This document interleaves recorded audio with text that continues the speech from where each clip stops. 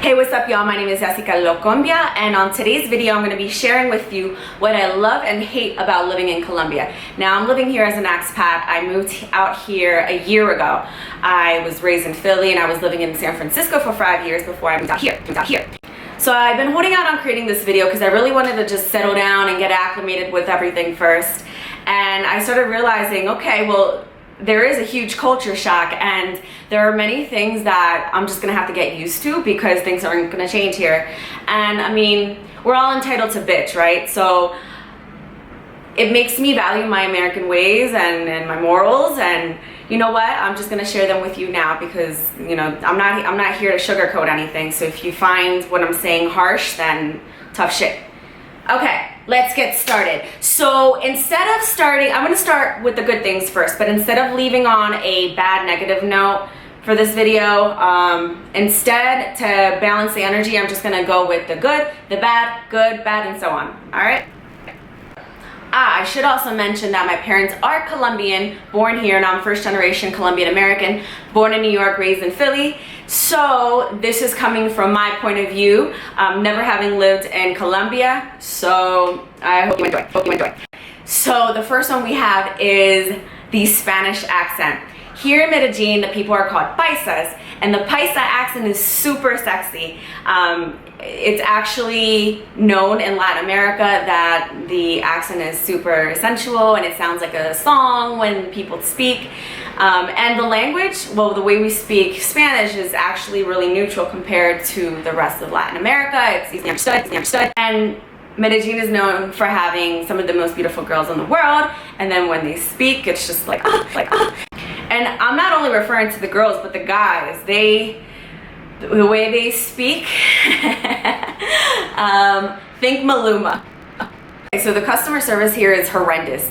And I'm not just talking about Colombia, it's all of Latin America. I mean, I don't know about Mexico, maybe they're probably better, but you know, being an American, I'm so used to a customer service oriented way of living and with businesses, and out here it's like they don't even care about your money or your business or your customer loyalty.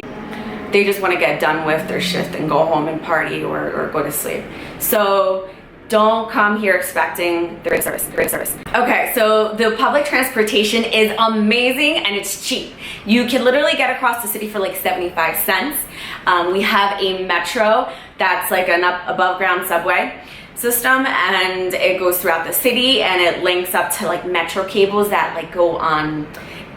A metro cable is like this cart that just flies in the air sustained by a cable, and it goes up the comunas. Comunas here in Colombia are like the favelas. So it gives access to the people in those communities and to the city. And we have, what else do we have?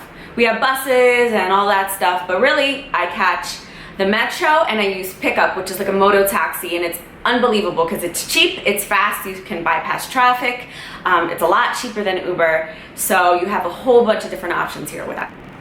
All right, I have to say that the Colombian culture, most of the people here lack ownership and accountability. So if they make a mistake, they, instead of, you know, owning up to it and apologizing, they'll either ignore you or they just won't answer you back in messages, or they'll do anything just to not, you know, take responsibility. And it's something that I don't want to get used to, you know. I value humility and people that, you know, understand what they did wrong, so that way you can trust them and you can, you know, continue building a relationship, not just, you know, turn your head and act like you didn't do shit. So that's something. All right. But on a good note, the people are very friendly. A lot of travelers that come here say that the paisas are some of the most friendliest people that they've met in their worldwide travels. So it's not something that I'm just saying. I hear this all the time, and anybody that's been to Colombia can probably attest to this. So I currently live here. I pay Colombian prices at my apartment. You know, I moved into an empty place and I got my furniture. So I've had to deal with a lot of the service industry and the paisas, the Colombian people here. And you know what? There's a lot of bullshitters. It's actually part of the culture. They're, you know, they're negotiators, and part of that is just saying what you want to hear. So what I can recommend is if you hire somebody, give them half of the total bill. Otherwise, you will be waiting for your delivery forever. So don't make the mistake me and my friends have made. Medellin is branded the city of eternal spring because of the spring-like weather, and we actually have a flower festival every year in August where all the flower vendors come down from the mountains of Santa Elena where the flowers are grown, and then they have this whole parade and make this whole week-long event out of it. A lot of people come here from around the world because they have festivities all tailored for this event, and it's quite beautiful. It also rains here, but it's like a summer rain and it passes. You can actually look at the clouds and see, oh, okay, it's about to leave. So the weather's perfect here. All right, the next thing is the flakiness. The flakiness here is on a whole nother level. If you're a dude and you are, you know, on Tinder, or you met a girl and you really hit it off, but you wanna go on a date, good luck with that, because they could keep you waiting for hours, or they just might cancel at the last minute, or they can just ghost you and go on with other better plans that they got. So that's something that you're gonna have to just get used to here. Even the hottest guys get flaked on or ghosted, so good luck, good luck. All right, if you're into extreme sports, there's a whole list of outdoor adventures that you can get into out here for cheap. Medellin is a city that's in a valley surrounded by mountains, so you can literally go up a mountain and jump off of it by doing some paragliding. You can even find some acrobatic paragliders out here. You can take a 2-hour trip to Guatapé. You've probably seen this huge rock and promo videos about it, but they have a lake and you can do some hang gliding out there. You can also do ATV riding in the mountains. Back there in Guatapé, there's Pablo Escobar has a mansion, a real estate, like abandoned mansion that's just like wasting away over there. And I know that there's like some company that does paintball in the mansion property. So imagine, you know, shooting somebody where, you know, things went down in real life. You can also go hiking the waterfalls out here in the mountains, really super close to the city. And if you're feeling adventurous, then you can also go to a comuna and just get lost over there. Although I don't recommend it. Next on the list are people that give you the wrong direction. You could be asking to go to a place that's actually quite nearby, and they'll be like, oh yeah, it's over there, to the left and right. Ciao, you know how I said they're super friendly? Yeah, well, they just sent you in the opposite direction, even further away from your destination. So get used to that, and be sure you have service when you get out here so you can trust your maps. Medellin is a digital nomad hub, so the Wi-Fi and the internet service is excellent out here. There's a 1-hour difference in the East Coast, 2-hour difference Pacific time, half of the year. Then the other half of the year is the same time as New York, 3-hour difference in California. So it makes it really easy to do business out here if you work remotely.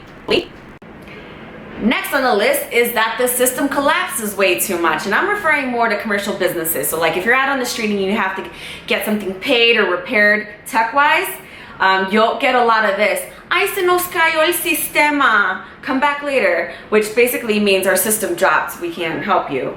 And I'm not sure why that happens so much, but it only happens when you really need it. So keep that in mind.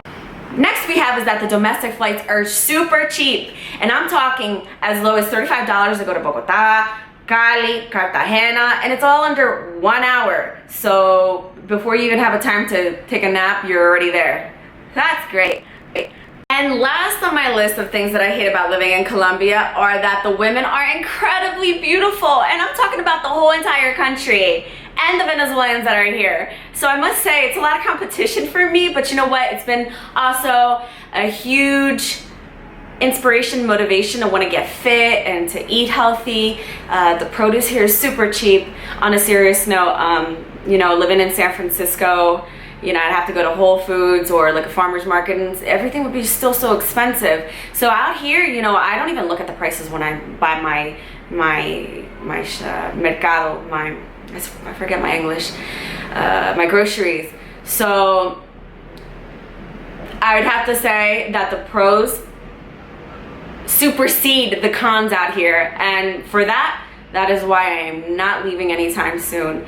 So I hope you enjoyed my video.